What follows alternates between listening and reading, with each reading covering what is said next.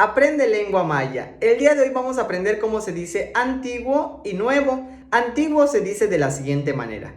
Uchben, uchben, uchben. Y lo vamos a ejemplificar en algunas oraciones. Número 1. Lela el uchben analte.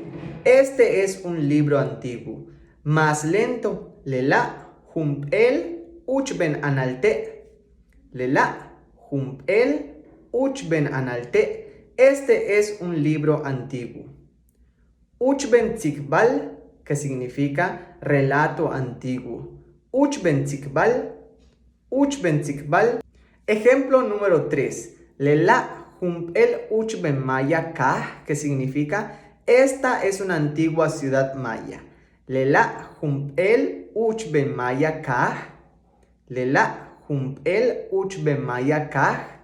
Y nuevo se dice tumben, tumben, tumben. Y lo vamos a ejemplificar también en 3 oraciones.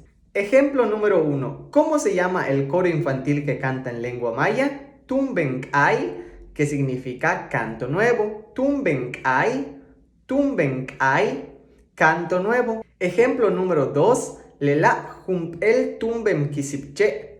Esta es una nueva silla de madera.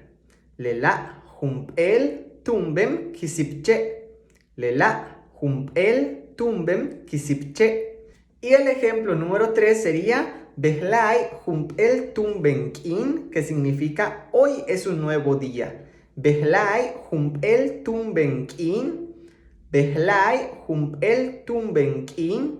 Hoy es un nuevo día. Espero que este video te haya servido. Malo, Karantaba. Bueno, cuídate.